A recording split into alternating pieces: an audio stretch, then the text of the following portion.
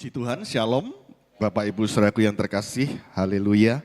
Pada malam hari ini saya diminta untuk menggantikan hamba Tuhan yang seharusnya bertugas karena beliau berhalangan. Puji Tuhan, sekalipun bukan Bapak Pendeta Abednego yang menyampaikan firman Tuhan tidak mengurangi semangat dan sukacita kita, amin. Semua siap diberkati, haleluya.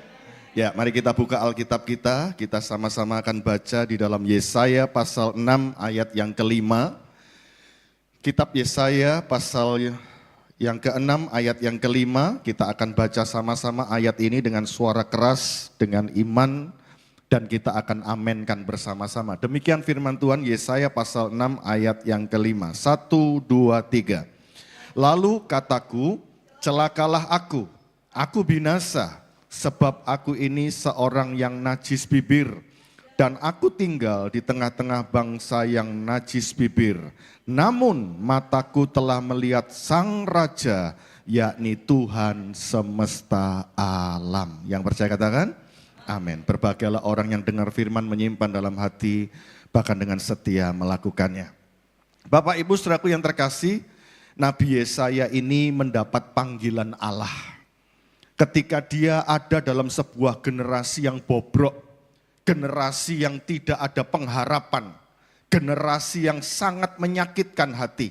Tetapi justru di dalam momen seperti itu, Yesaya berkata apa? Aku telah melihat Allah, aku telah melihat Tuhan, Sang Raja semesta alam.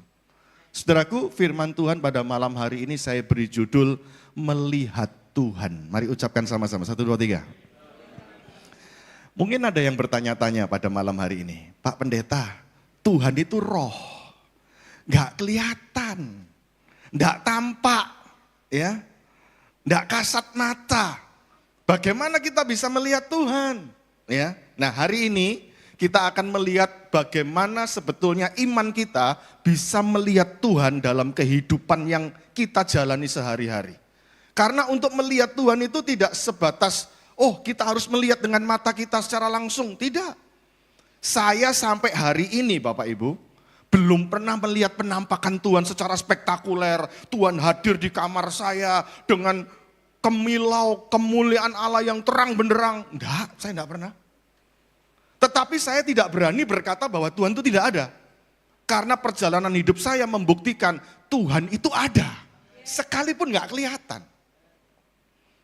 Bapak Ibu, ternyata di sekitar kita atau dalam hidup kita ini ada banyak hal yang tidak terlihat tetapi sebetulnya ada.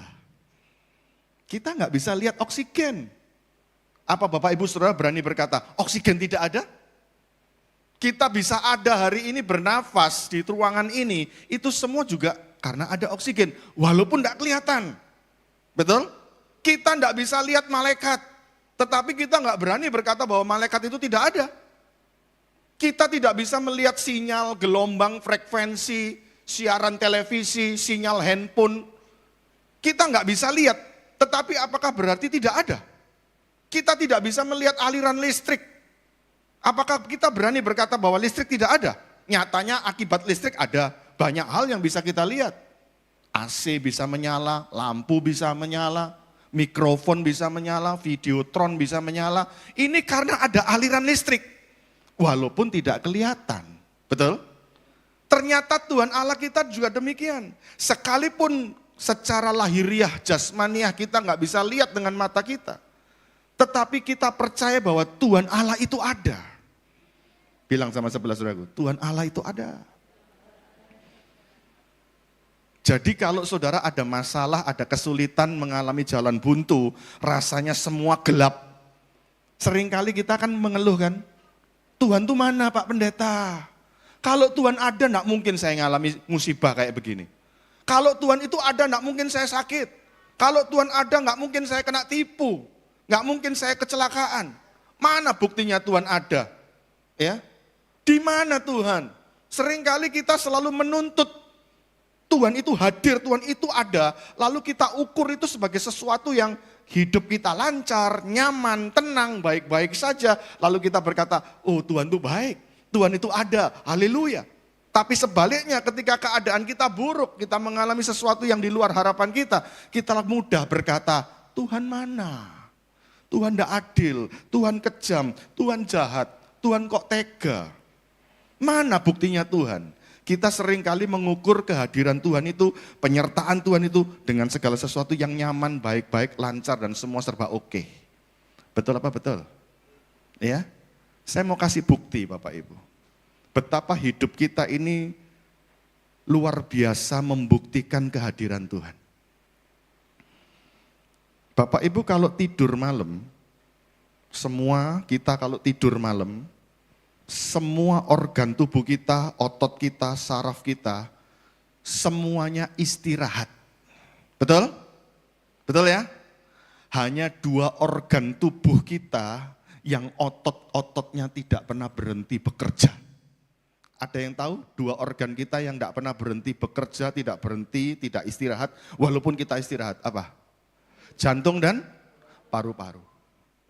Walaupun kita tidur, kita nyenyak, kita terlelap, sampai tidur pun nggak pakai ngimpi.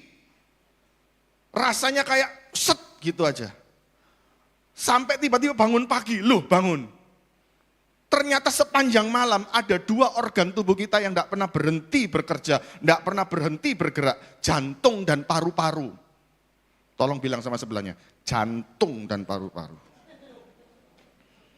Saya mau tanya, siapa yang gerakkan otot jantung dan paru-paru itu? Siapa yang gerakkan? Berani sudah berkata, saya memerintahkan lewat otak saya untuk jantung terus bergerak. Saya memerintahkan dengan otak saya untuk paru-paru saya terus bergerak. Bisa?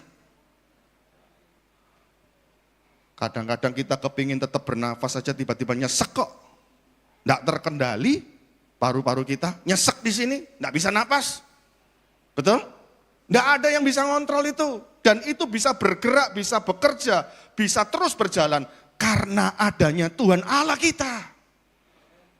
Nah kalau kita sadar otot jantung dan paru-paru terus bergerak karena Tuhan, pertanyaannya, mau sombong apa? Mau sombong apa? Mau angkuh apa? Mau sok apa? Kalau Tuhan bilang gini, klik stop. Mau apa? Karena orang meninggal tidak harus nunggu tua, tidak harus nunggu sakit. Sehat pun, muda pun, segar bugar pun, kalau Tuhan bilang weja, weja. Betul? Jadi yang pegang hidup kita itu siapa? Tuhan. Percayalah malam hari ini. Tuhan Allah kita, walaupun tidak bisa kita lihat, Dia lebih tahu hidup kita daripada kita tahu tentang hidup kita sendiri. Tuhan Allah kita yang tidak kita lihat dengan kasat mata, Dia lebih cinta kita dari siapapun di dunia ini yang bisa mencintai kita. Jadi jangan pernah Anda berpikir ketika masalah datang, kesulitan datang, lalu sudah merasa, aku ditinggalkan Tuhan. Aku diabaikan Tuhan, aku ditelantarkan Tuhan. Tidak. Sekali-kali Tuhan tidak pernah membiarkan kita. Sekali-kali Tuhan tidak pernah melepaskan kita. Buktinya, masih bisa bernafas hari ini. Masih bisa hidup hari ini, masih bisa berdiri, masih bisa berjalan, masih bisa beraktivitas. Itu semua karena Tuhan. Haleluya. Tolong bilang sama sebelahnya, semua karena Tuhan. Ini mengajarkan kita untuk menyadari, tanpa Tuhan kita ini gak ada apa-apanya. Tanpa Tuhan kita ini hampa, tanpa Tuhan kita ini kosong Bapak Ibu. Bapak Ibu yang terkasih, Yesaya menyatakan dia melihat Sang Raja Tuhan semesta alam. Ya, saya kasih ilustrasi Bapak Ibu. Satu kali ada pesawat luar angkasa, ya, ditugaskan untuk naik ke luar angkasa. Ternyata di dalam pesawat ini ada 2 orang yang berkebangsaan berbeda. Satu bangsa Amerika, satu bangsa Uni Soviet. Nah, astronot Amerika itu orang Kristen. Dia percaya Tuhan, dia rajin ke gereja, dia suka baca Alkitab, dia suka memuji Tuhan, dia beriman kepada Tuhan. Sementara astronot satunya, yaitu orang Uni Soviet, dia adalah astronot ateis. Tahu ateis? Tidak percaya adanya Tuhan. Ya, nggak percaya Tuhan. Begitu pesawat ini berangkat sampai naik melewati atmosfer, melewati batasan-batasan gitu ya, sampai akhirnya ada di luar angkasa tanpa bobot, tanpa gaya gravitasi. Mereka melayang-layang di dalam kabin pesawat itu. Lalu rupa-rupanya dua astronot ini melihat ke jendela, melihat di luar sana, itu mereka bisa melihat ada meteor, ada planet, ada asteroid, ya, ada tata surya, ada galaksi. Mereka melihat pemandangan yang sama.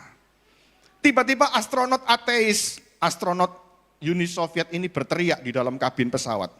Betul kan kata saya? Ternyata Tuhan tuh nggak ada. Coba nggak percaya lihat ke luar jendela sana. Kosong, sepi, sunyi, hening. Nggak ada apa-apa, Tuhan nggak ada. Betul kepercayaan saya di dunia. Bahwa dari dulu saya sudah berkata, memang Tuhan tuh nggak ada. Buktinya di sini sepi-sepi saja. Di sini kosong-kosong saja, sunyi-sunyi saja. Tapi berbeda dengan astronot Kristen si orang Amerika ini. Ketika dia melihat ke jendela, wajahnya itu dia memancarkan rasa kagum akan kebesaran Tuhan. Dia mulai terharu, dia mulai bersyukur, dan tanpa sadar dia meneteskan air mata. Dia mengakui kebesaran Tuhan, karena dia melihat tata surya, dia melihat asteroid, dia melihat planet, dia melihat meteor, semua berjalan teratur, tidak ada yang tabrakan, semua bisa sesuai dengan orbitnya. Dia berkata, ini karya Tuhan, ini bukti Tuhan itu ada. Kalau nggak ada Tuhan, nggak mungkin bisa teratur kayak begini. Dua orang naik pesawat yang sama, menuju tujuan yang sama, melihat pemandangan yang sama, tapi cara berpikirnya bisa berbeda. Yang satu berkata Tuhan tidak ada, yang satu berkata Tuhan benar-benar ada. Dan ternyata apa yang dipikirkan oleh dua astronot ini juga banyak yang dipikirkan oleh orang di gereja. Beberapa orang di gereja datang berkata, mana buktinya Tuhan? Kok sampai hari ini saya nggak dijawab? Sampai hari ini nggak ada pertolongan. Mana buktinya Tuhan? Kok saya sampai hari ini terpuruk? Sampai kapan? Tapi ada beberapa orang yang datang ke gereja. Kebaktian belum mulai, pemain musik belum memainkan musik. Dia duduk pertama kali di gereja. Tanpa ada puji-pujian, tanpa ada musik, tanpa ada WL. Dia hanya berkata, Yesus, Yesus. Hatinya mulai terharu, hatinya mulai tersentuh, dan dia meneteskan air mata. Dia bisa merasakan Tuhan itu ada, walaupun belum mulai puji-pujian. Tapi sementara banyak orang memuji Tuhan di gereja, mereka menyanyi, tetapi hatinya menolak bahwa Tuhan itu ada. Ketika keluar pulang gereja berkata, mana Tuhan tolong, mana buktinya Tuhan bekerja. Sampai hari ini saya begini-begini saja. Banyak orang datang ke gereja yang sama, menyanyikan lagu pujian yang sama, dipimpin oleh WL yang sama, dengan alunan musik yang sama, bahkan membaca syair lirik lagu yang sama. Tetapi cara pandang hatinya bisa berbeda. Yang satu berkata, Tuhan tidak ada. Yang satu berkata, benar Tuhan itu ada. Saya rindu setiap kita yang hadir pada malam hari ini. Kita mengambil posisi seperti orang yang terus bersyukur, terus percaya. Walaupun keadaan belum berubah, walaupun situasi sedang dalam keadaan yang berat, kita tetap percaya bahwa Tuhan itu ada. Dan Tuhan sudah menyatakan dirinya 2000 tahun yang lalu di atas kayu salib. Dia menyatakan kasih-Nya yang besar. Yesus itu Tuhan, Allah yang menjelma jadi manusia. Dia menyatakan dirinya kepada manusia supaya manusia mengenal Allah, manusia kembali kepada Allah, manusia mengerti kerinduan hati Allah melalui Yesus. Saya pernah ditanya oleh beberapa orang yang membenci kekristenan. Beberapa orang bertanya kepada saya, Pak Pendeta, kenapa Yesus yang cuma manusia itu diakui sebagai Tuhan oleh orang Kristen? Bukankah Yesus itu manusia? Buktinya dia bisa lapar, dia bisa nangis, dia bisa sedih, dia bisa capek, ya. Dia bisa stres. Bukankah Yesus itu hanya manusia saja? Kenapa orang Kristen itu melebih-lebihkan lalu menganggap Yesus itu Tuhan? Lalu saya balik pertanyaannya. Kalau memang Yesus hanya sebatas manusia dan bukan Tuhan, Kenapa Yesus bisa ngusir setan? Kenapa Yesus bisa berjalan di atas air? Kenapa Yesus bisa meredakan angin ribut? Kenapa Yesus bisa mengampuni dosa? Mengapa Yesus bisa melakukan yang namanya membangkitkan orang mati? Kalau Yesus bukan Tuhan, kenapa dia lakukan semua itu? Yesus memang manusia, tetapi dia juga Tuhan. Tuhan yang menjelma jadi manusia, firman yang jadi manusia. Kalau kita nggak melihat Yesus itu jadi manusia, kita nggak akan pernah tahu Tuhan itu kayak apa. Bagaimana kita bisa lihat Tuhan dengan segala kemuliaannya, segala kemurnian dan kesuciannya, sementara kita berdosa. Orang berdosa lihat kesucian Allah, pasti mati. Nggak bisa dosa itu bersatu dengan kesuciannya Allah. Justru Allah mengosongkan dirinya, Allah mengambil rupa menjadi manusia. Allah itu mau berbicara dengan manusia, karena Allah ingin menyelamatkan manusia. Allah menunjukkan dirinya kepada manusia dalam rupa manusia. Supaya manusia bisa mengenal Allah. Manusia bisa tahu tentang Allah. Manusia bisa percaya kepada Allah. Tanpa Yesus tidak ada pengharapan manusia bisa ketemu Allah. Amin. Oleh sebab itu Bapak Ibu, kalau kita mau bicara tentang melihat Allah, ayo kita mau membuka paradigma kita. Kita membuka pola pikir kita. Jika ada pertanyaan-pertanyaan di hati batin kita, di manakah Allah? Benarkah Allah itu ada? Bagaimana cara melihat Allah? Hari ini saya mau mengajak Bapak Ibu. Ada beberapa hal yang bisa kita lakukan untuk bisa melihat Allah. Allah dapat terlihat melalui beberapa hal. Ada 3 hal yang bisa membuat kita melihat Allah. Yang pertama, mari kita buka Yohanes pasal 1 ayat 1. Ayat ini sangat terkenal, jangan lupa Bapak Ibu ya. Yohanes pasal 1 ayat 1, ayo kita baca sama-sama. 1, 2, 3. Pada mulanya adalah firman. Firman itu apa? Bersama-sama dengan Allah, dan firman itu adalah, ternyata Allah adalah firman. Dia menjelma menjadi manusia, firman itu menjadi daging. Ternyata kita bisa melihat Allah di dalam apa? Firman-Nya. Ucapkan sama-sama 1, 2, 3. Firman-Nya. Saya berani jamin 1000%. Yakin jamin 1000%. Orang Kristen yang suka mengeluh, suka sambat, suka putus asa sambil berkata, di mana Tuhan? Benarkah Tuhan itu ada? Kalau Tuhan ada, kenapa aku sakit, kena musibah, rugi, dan lain sebagainya. Orang-orang yang suka sambat seperti itu, saya berani yakin 1000%. Orang-orang seperti itu nggak pernah baca firman. Betul apa betul? Dia nggak pernah ketemu Allah di dalam firman. Dia hanya selalu melihat realita kehidupan. Dia nggak pernah lihat Allah hadir di dalam firman. Orang yang suka baca firman, suka bersekutu dengan firman, suka merenungkan firman Tuhan, dia pasti ketemu Tuhan. Amin. Ayo saya dorong Bapak Ibu, sukalah baca firman. Ya, renungkanlah firman. Ketika Anda baca firman, Anda merenungkan firman Tuhan, Anda bisa merasakan Tuhan itu nyata dan hadir di tengah-tengah hidup Anda. Ya. Allah itu firman, firman itu Allah. Di dalam firman itu kita bisa melihat sifat-sifat Allah, bukti kuasa dan kasih Allah.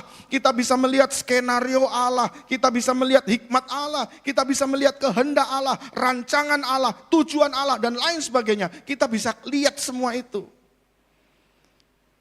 Saya waktu pertama kali baca Alkitab, rasanya membosankan. Ada yang pernah punya perasaan sama kayak saya? Terutama kalau membaca kitab Tawarikh. Itu kitab yang paling menyengsarakan batin kita. Tawarikh, ya. Kalau membaca Daniel, Mazmur, Amsal itu menyenangkan. Kejadian, Keluaran itu menyenangkan. Apalagi Matius, Markus, Lukas, Yohanes, Kisah Para Rasul itu menyenangkan. Coba baca kitab Roma, pusing, saudaraku. Teologianya terlalu tinggi itu. Ya. Coba baca Ibrani, tinggi itu. Ya. Saudaraku, baca kitab Maleaki, pusing. Tapi saya komitmen, Saya pingin ngelihat Allah, saya pingin ngerasakan Allah, saya pingin kenal Allah, saya pingin tahu Allah. Saya baca, pertamanya membosankan, pertamanya nggak menyukakan. Lama-lama kayak ada sesuatu yang hampa kalau nggak baca Alkitab. Kalau nggak baca Alkitab satu hari rasanya ada yang utang, ganjel. Saya baca Alkitab, lalu mulai saya baca Alkitab kayak baca novel. Itu peristiwa tahun 91. Saya baca Alkitab itu kayak baca komik Bapak Ibu. Ketagihan, kecanduan, terus baca. Sampai saya lihat jam, enggak terasa jam 3 subuh. Jam 4 subuh. Saya baca Alkitab dari masa SMA kelas 1 sampai SMA kelas 3 tahun. Saya baca Alkitab kayak novel, 3 tahun. Saya selesai 3 tahun itu bolak-balik Kejadian Wahyu 8 kali. 3 tahun 8 kali. Berarti saya menyelesaikan Alkitab 1 kali putaran, itu 4,5 bulan.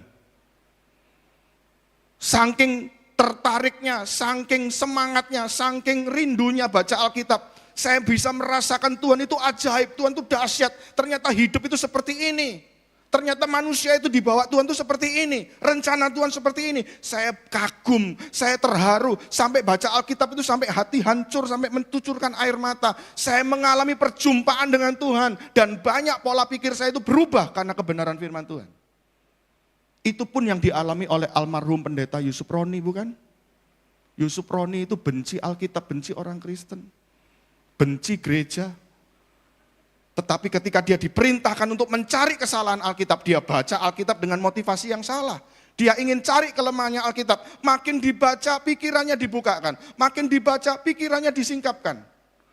Dan akhirnya dia ketemu kebenaran, dia ketemu Tuhan, dia bertobat terima Yesus karena firman Tuhan. Firman Tuhan itu membuat kita berjumpa dengan Allah. Amin. Mau melihat Allah Bapak Ibu? Lihatlah firman Allah, bacalah firman Allah, renungkanlah firman Allah. Coba kita buka 2 Timotius 3 ayat 16. 2 Timotius 3 ayat yang ke-16. 2 Timotius.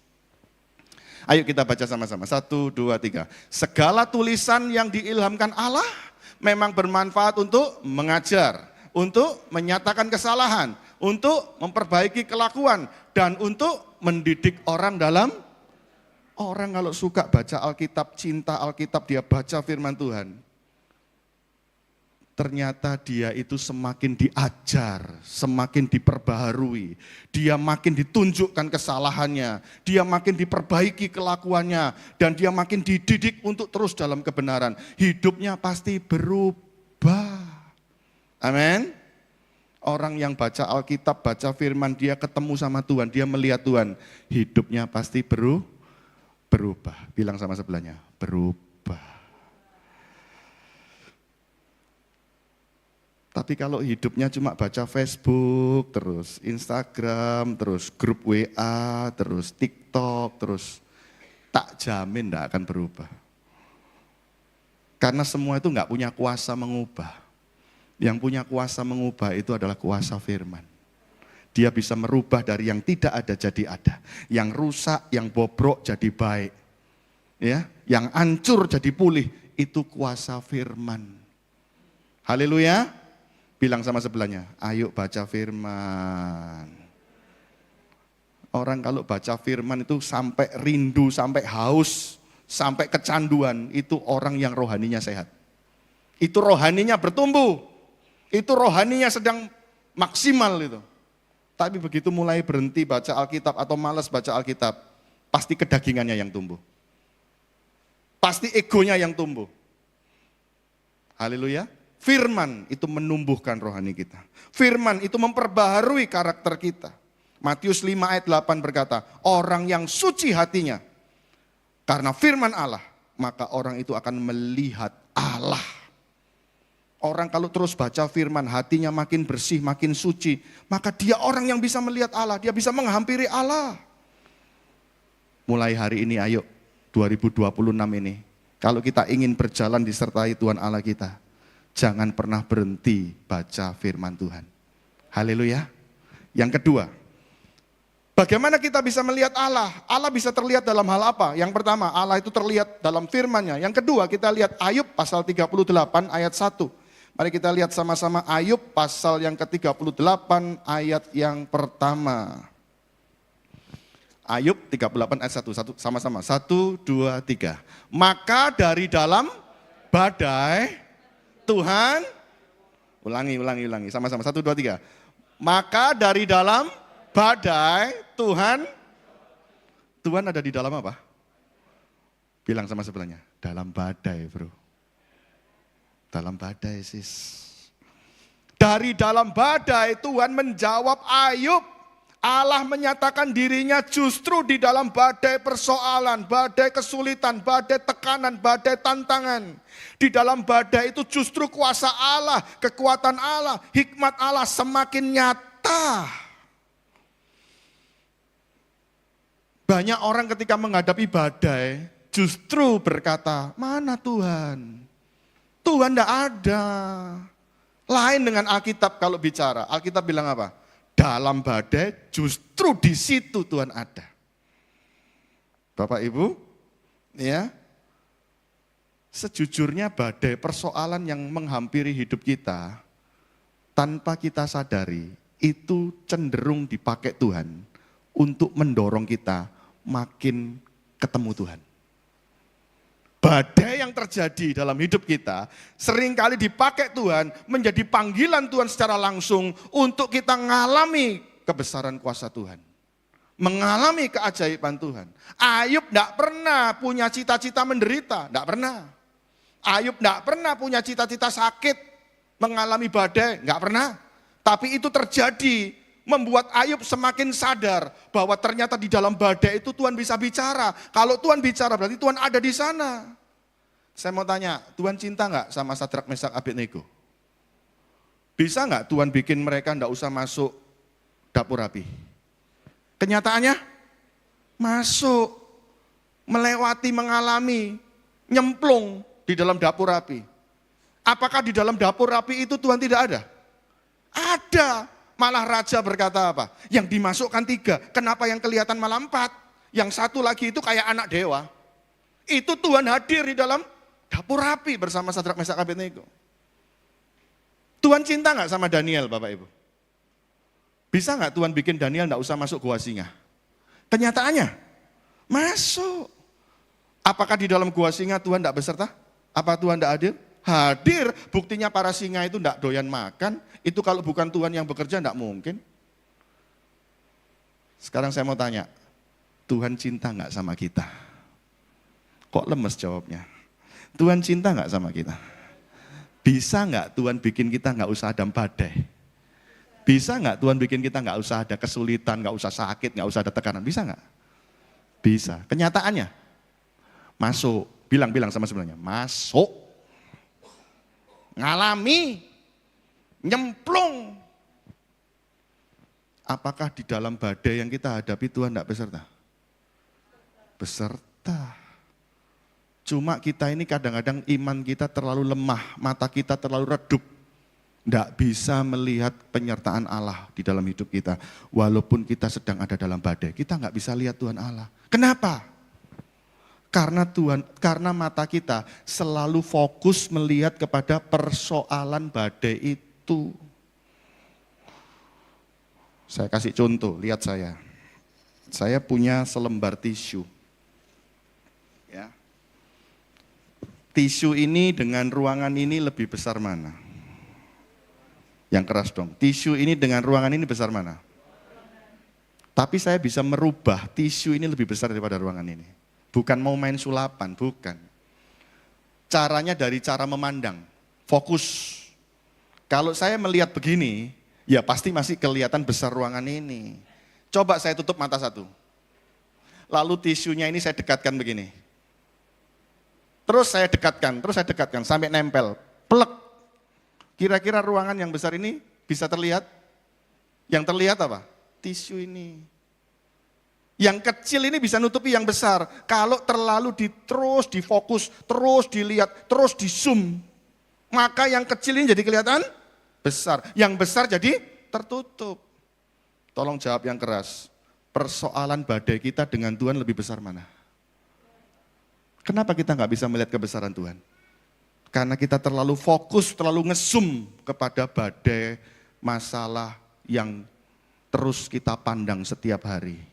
Orang yang terus fokus kepada badainya, terus fokus kepada realitanya, terus fokus kepada masalahnya. Dia nggak bisa melihat kebesaran Tuhan, dia nggak bisa bersyukur, dia nggak bisa memuji Tuhan, dia nggak bisa nyanyi.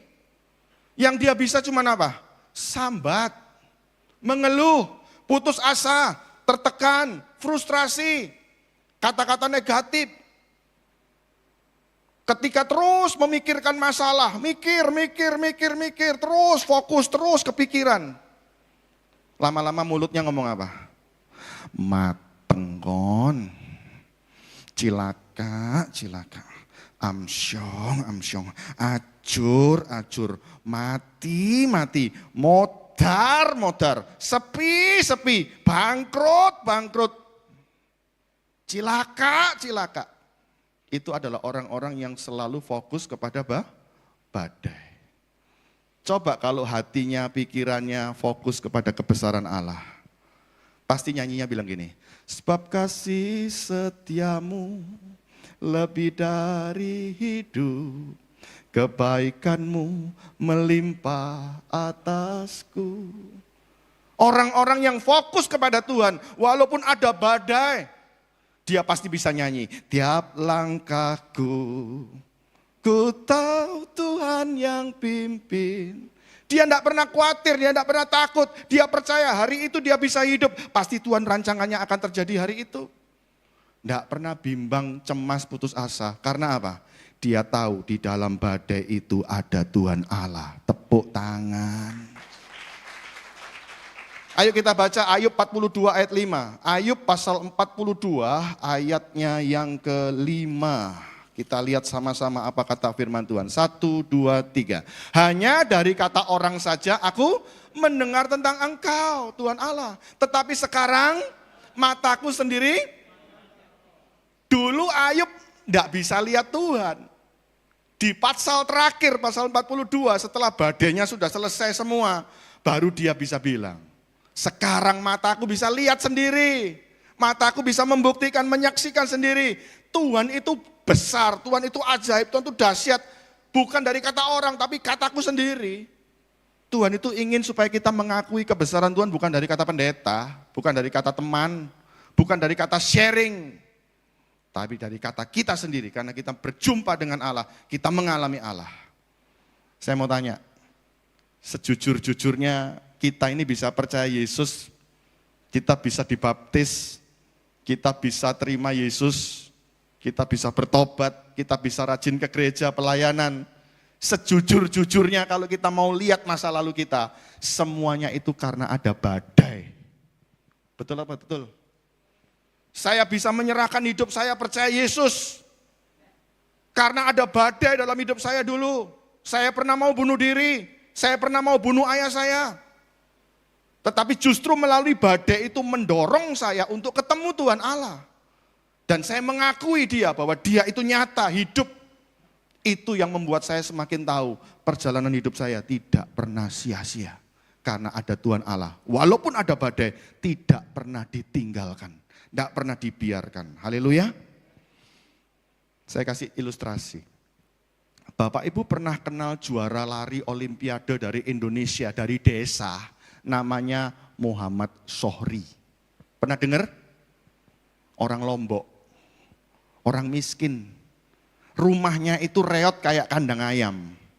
Dia mendaftar lomba lari tingkat olimpiade. Tidak punya sponsor. Dia tampil tanding di olimpiade, juara. Mengalahkan pelari-pelari dari seluruh dunia. Olimpiade itu perjuaraan tingkat dunia, dia juara 1. Begitu dia juara, dia bingung. Karena nggak ada sponsor. Jangankan sponsor, bendera merah putih dia nggak punya. Lah waktu mau dinaikkan bendera, mau dinyanyikan lagu Indonesia Raya, bingung. Ya, apalagi M. Sohri ini bajunya juga sederhana, sepatunya butut. Sepatu yang dipakai untuk lomba lari di Olimpiade, itu adalah sepatu yang sama dipakai untuk tiap latihan di rumah. Waktu dia juara, wah panitia bingung sampai pinjem benderanya Polandia. Bendera Polandia itu kan putih merah. Dipinjem dibalik untuk jadi merah putih. Bisa dilihat di YouTube kok nanti, M. Sohri. Nanti keluar. Dia juara lari, ya sprinter. Orang desa. Mata dunia terbuka, orang yang gak diperhitungkan ternyata juara. Hebat sekali. Larinya cepat, kecil-kecil itu, wah gesit saudaraku. Sekarang saya mau tanya, Anda bisa tahu M. Sohri itu hebat.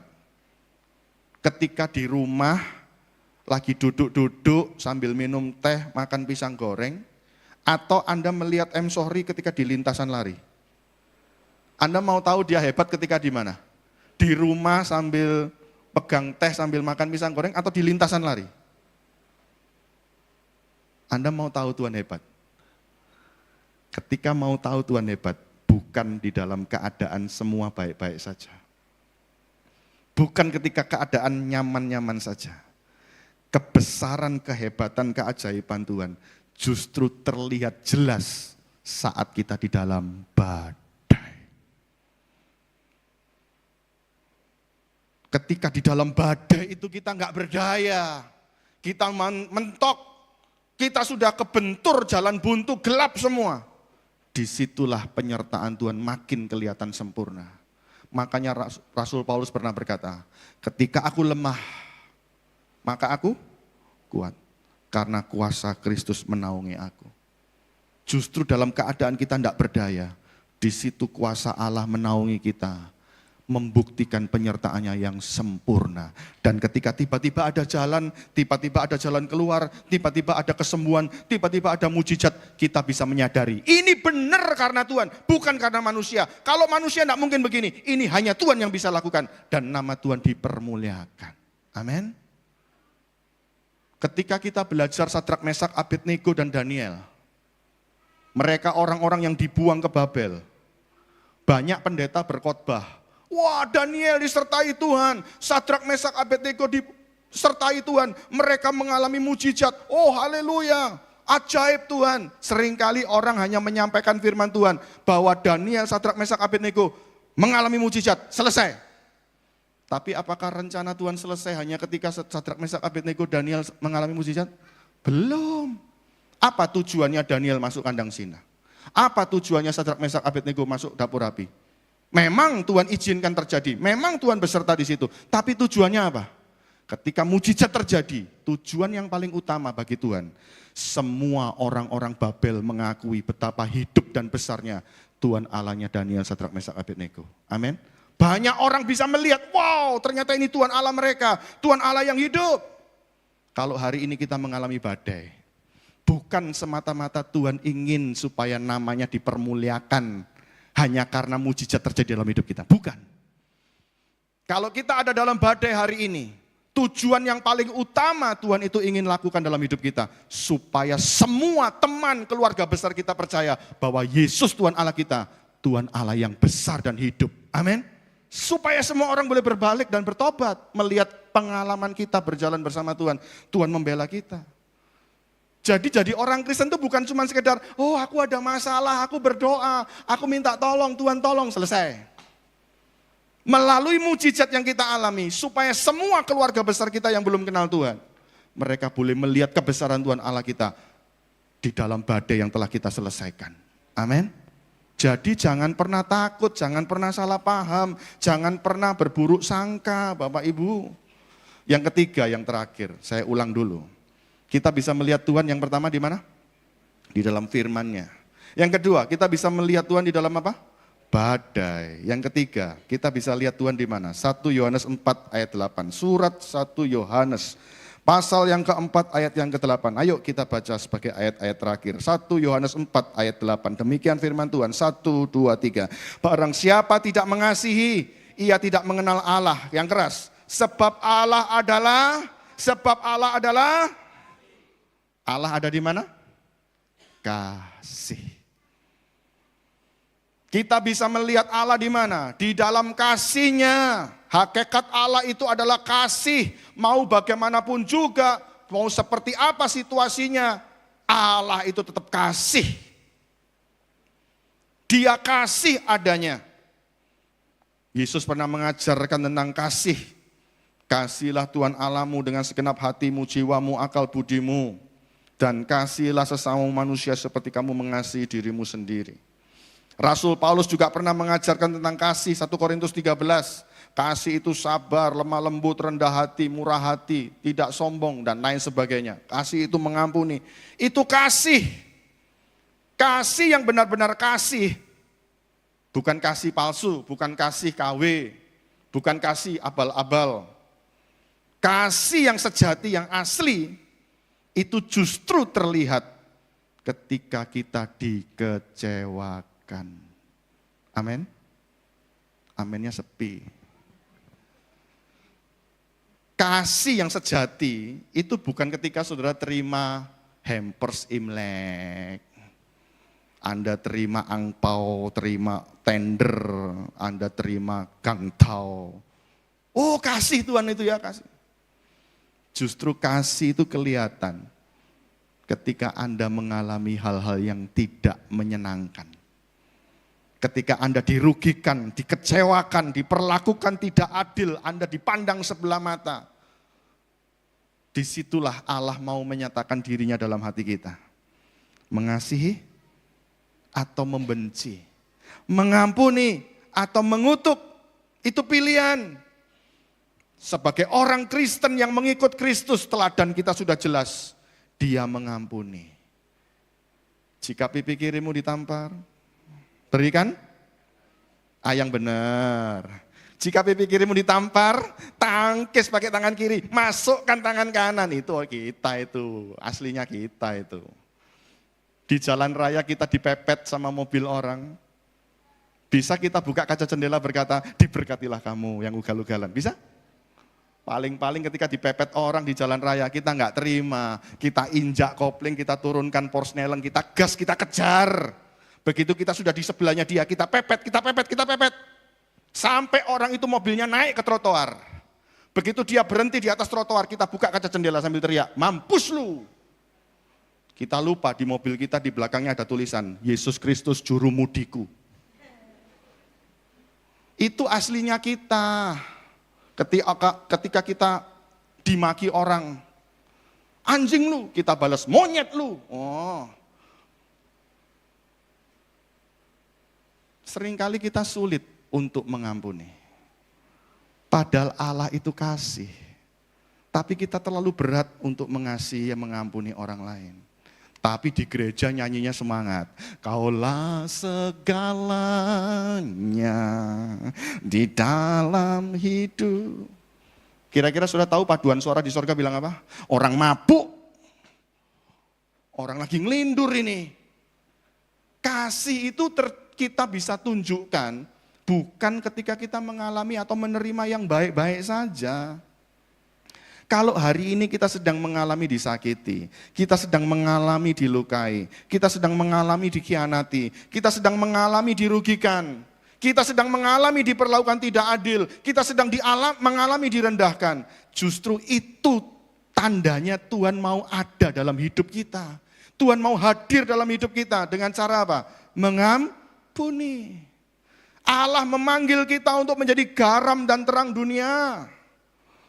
Justru ketika kita disakiti, ini peluang untuk kita bisa menjadi karakter kita seperti Kristus. Kalau kita nggak pernah disakiti, kita nggak pernah bisa mengampuni. Betul? Kesempatan yang paling tepat untuk kita bisa mengasihi, mengampuni, justru ketika kita sedang dilukai. Itu adalah kasih yang sempurna, kasih yang berkorban. Kasih yang memberi, kasih yang terbesar, kasih yang mau memberi, justru ketika dirugikan. Bapak Ibu, dengar kata-kata saya ya. Kalau kebaikan dibalas kejahatan, itu namanya duniawi. Orang baik-baik nyetir sepeda motor, dijambret, dibegal, itu duniawi. Kebaikan dibalas kejahatan. Ya, kalau kebaikan dibalas kebaikan dan kejahatan dibalas kejahatan, itu manusiawi, wajar, lumrah. Nggak usah percaya Yesus, nggak usah jadi Kristen. Banyak orang bisa lakukan itu. Jahat dibalas jahat, baik dibalas baik. Betul? Anda kirim bakpo sama orang itu kirim bakmi sama saudara. Biasa itu. Anda kirim bakcang sama orang lain kirim bakpia sama saudara. Itu biasa, manusiawi, wajar. Tapi kalau jahat dibalas baik, itu ilahi, itu sorgawi. Seperti yang dilakukan Yesus. Ya Bapa, ampunilah mereka, sebab mereka tidak tahu apa yang mereka. Loh, ini orang-orang yang meludahi dia, orang-orang yang memukuli, menganiaya dia, orang-orang yang mencambuki dia, orang-orang yang menyiksa dia, menghujat dia. Tapi Yesus bilang apa? Mereka tidak tahu apa yang mereka perbuat. Mereka mabuk, mereka ngelindur, mereka nggak sadar. Yesus memandang semua orang itu yang menyakiti dia. Dia lihat dengan belas kasihan bahwa orang-orang ini adalah orang-orang yang nggak ngerti. Jadi, kalau Anda sudah baik sama orang, ternyata orang itu balas jahat sama saudara, anggap aja mereka itu sedang tidak sadar. Mereka sedang tidak melihat kebenaran. Nggak usah dibikin sakit hati. Nggak usah masuk dalam hati kita sampai sakit, sampai nggak bisa tidur, sampai kepikiran, nggak selera makan, nggak semangat kerja. Itu namanya bodoh. Bapak Ibu, saya kasih tahu, sejujurnya kita ini tidak pernah bisa disakiti, sejujurnya. Selama pikiran kita tidak buka, kita nggak pernah mengizinkan orang lain itu perbuatannya menyiksa batin dan pikiran kita nggak akan pernah tersakiti. Kenapa kita bisa tersakiti? Karena kita memberi kesempatan kata-kata itu masuk dalam hati kita. Perbuatannya itu bekas di pikiran kita. Kok tega ya? Kok mentolo ya? Kok isa ya? Terus dipikir, makin sakit kita.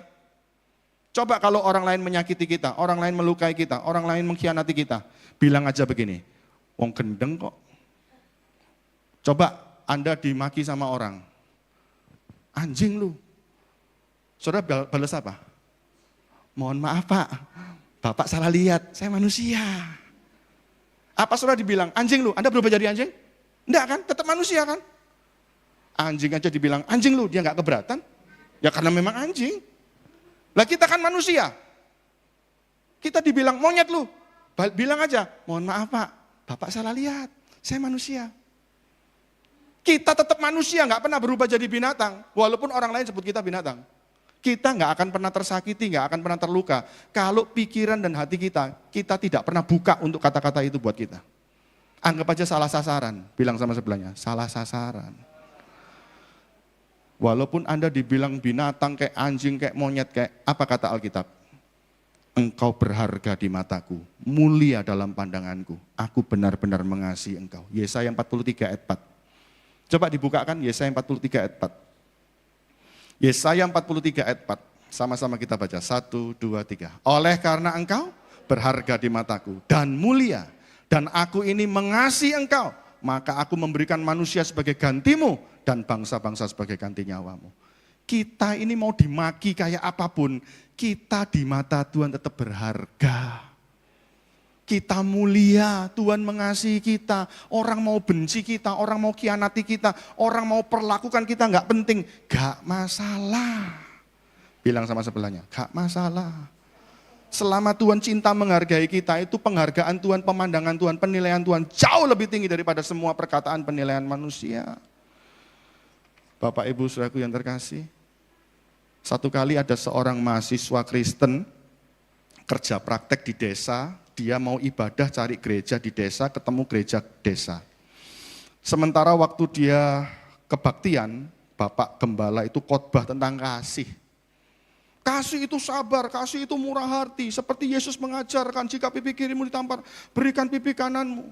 Ya, wah, si anak muda kota ini dalam hatinya mengejek. Teori. Pinter-pinternya pendeta ngomong. Kalau cuma ngomong gitu tok di atas mimbar, gampang. Saya mau buktikan, saya mau coba. Betul saudaraku. Ketika pulang, anak muda ini mau keluar gereja, itu Bapak Gembala lagi di depan gerbang pintu gereja itu, salaman. Begitu giliran pemuda ini berhadapan dengan pendeta, langsung pipinya Gembala ditapuk, ceplak. Oh, pendetanya kaget. Ini anak baru, jemaat baru, belum kenalan, berani nampar. Hai anak muda, kenapa kau tampar aku? Anak muda ini bilang begini, Pak Pendeta, seperti yang Pak Pendeta tadi khotbahkan, jika pipi kirimu ditampar, berikan pipi kananmu. Sekarang saya tunggu, Pak Pendeta, pipi sebelah kanannya mana? Saya mau tambahin lagi. Saudara, kalau jadi gembala sidang seperti ini bagaimana? Ayo, Anda kalau tiba-tiba habis khotbah tentang kasih, terus dipraktekkan sama jemaat, ada yang nampar kita, ditantang. Ayo berikan pipi kanannya, saya sudah siap pakai tangan satunya ini. Pak Pendeta ini serba salah. Nggak mau kasih, nanti nggak sesuai dengan ajaran firman. Kalau kasih kok rasanya semena-mena anak ini. Maka dengan kerendahan hati, Pak Pendeta itu memberikan pipi yang satunya. Silakan, ditampar sama anak muda ini, jeplak. Wah, puas anak muda ini. Bagus Pak Pendeta, saya kagum dengan Pak Pendeta. Pak Pendeta bukan cuma bisa khotbah, bukan cuma bisa ngajar orang, tapi Pak Pendeta bisa kasih bukti, bisa kasih contoh, bisa kasih praktek. Saya kagum sama Pak Pendeta. Karena Pak Pendeta ini adalah Pak Pendeta senior, dia sudah baca Alkitab bolak-balik sampai berapa kali nggak terhitung. Tiba-tiba Pak Pendeta ini menampar balik anak muda ini, jeplak, tangan kirinya jeplak, tambahin lagi jeplak, jeplak. Saat kepalanya dihantam, plak, plak, sampai anak muda ini nunduk-nunduk, ampun Pak Pendeta, ampun Pak Pendeta, ampun Pak Pendeta. Setelah puas Pak Pendeta itu sambil ngos-ngosan, anak muda ini bertanya, Pak Pendeta, kenapa setelah saya puji Pak Pendeta, saya kagum sama Pak Pendeta jadi liar begini? Nah, Pak Pendetanya berkata, hai anak muda, kamu terlalu lugu, kamu belum mengerti semua isi Alkitab. Kamu gak pernah tahu ada ayat Alkitab berkata, apa yang ditabur orang itu akan dituainya. Kamu tabur 2 kali, aku lebih daripada 20 kali. Makanya kalau sama pendeta gak akan pernah menang debat ayat. Saudara. Ya, kasih itu bukan untuk diperdebatkan. Kasih itu bukan cuma untuk dinyanyikan. Kasih itu bukan cuma untuk diperbincangkan. Kasih itu bukan cuma untuk dipuisikan. Kasih itu untuk dipraktekkan. Ada yang terluka hari ini? Ada yang lagi terkhianati? Ada yang lagi marah? Itu tandanya Tuhan mengasihi kita. Kita didorong untuk menjadi seperti Kristus yang mengampuni. Amin. Mari kita tundukkan kepala. Ayo kita nyanyikan pujian bukti kebesaran-Mu. Kita bisa melihat kebesaran Tuhan. Haleluya, haleluya. Mari kita mau buka hati kita buka kedua tangan kita. Sekalipun malam hari ini kita datang dengan berbagai macam badai, kesulitan, pergumulan hidup. Tetapi firman Tuhan mengundang kita untuk kita bisa dengan iman kita melihat sosok kehadiran Tuhan, kasih Tuhan, rancangan Tuhan, jalan Tuhan, hikmat Tuhan, karakter Tuhan. Terima kasih Tuhan. Mari kita mau pandang Yesus. Jangan pandang seberapa besar badaimu. Haleluya. Tuhan, Kau sempurna dalam rencana-Mu dan karya-Mu.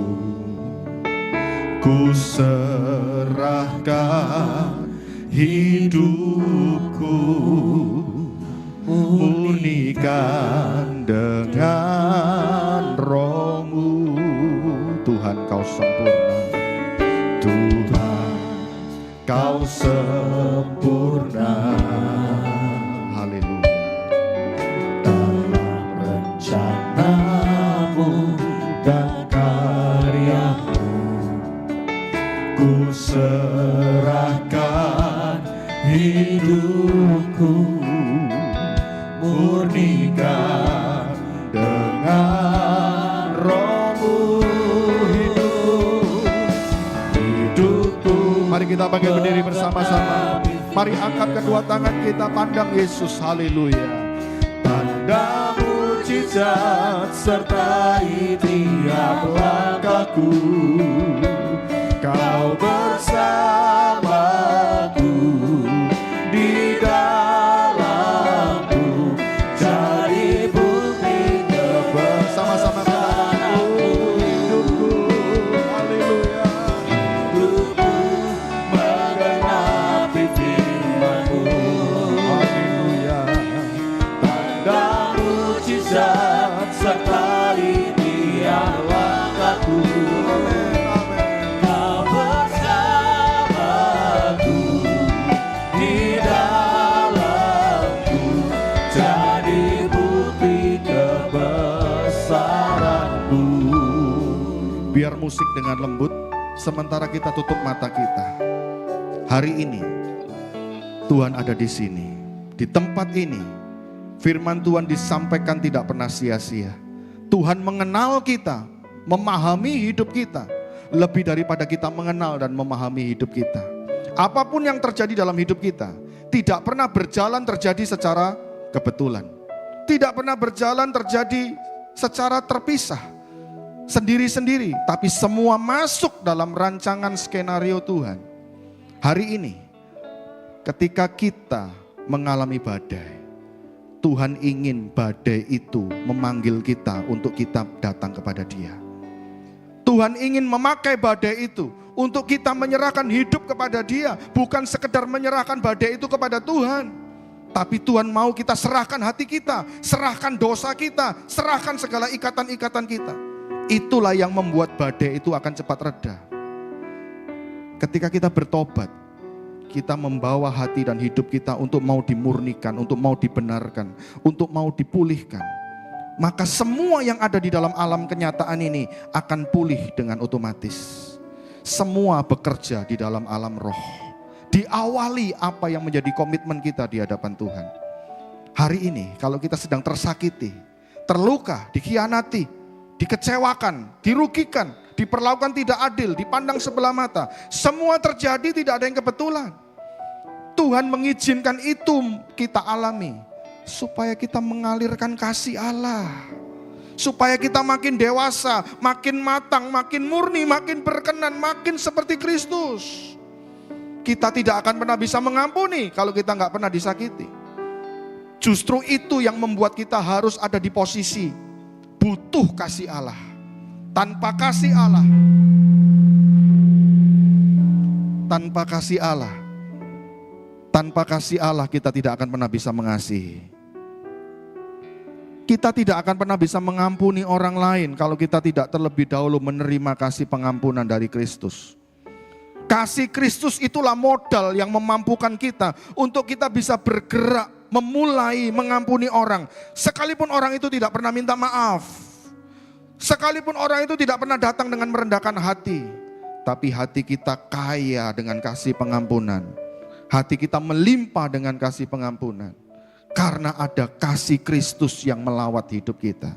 Malam ini, maukah kita menerima lawatan kasih pengampunan Allah melalui Kristus? Kalau Dia telah mengampuni kita, maka sepatutnya lah kita juga mengampuni orang yang bersalah kepada kita. Jika kita tidak mengampuni dengan kasih pengampunan, Allah juga tidak akan mengasihi kita dengan kasih pengampunan. Apa yang telah kita terima dari Allah, kita berikan, kita bagikan, kita impartasikan kepada orang-orang yang menyakiti kita. Justru di tempat posisi seperti itulah Kristus semakin nyata, kasih itu makin terlihat. Mari yang rindu mengampuni, angkat tangan saudara. Yang rindu untuk tetap setia, kuat bersyukur di dalam badai. Yang rindu terus membaca firman Tuhan, merenungkan firman Tuhan, angkat tangan kita. Haleluya, haleluya. Haleluya, haleluya, haleluya. Pandang Yesus, pandang Yesus. Mari Roh Kudus Engkau bekerja menjamah setiap umat-Mu malam ini. Kami percaya Tuhan, malam ini kami dengar firman-Mu bukan kebetulan. Engkau mengasihi kami, Engkau melawat kami, Engkau merindukan kami boleh ada dalam rencana-Mu Bapa. Haleluya, haleluya, haleluya. Mari dengan iman, dengan satu hati percaya, serukan dengan sungguh-sungguh, katakan hidupku, haleluya. Hidupku menggenapi firman-Mu, tanda mujizat Bau mujizat sertai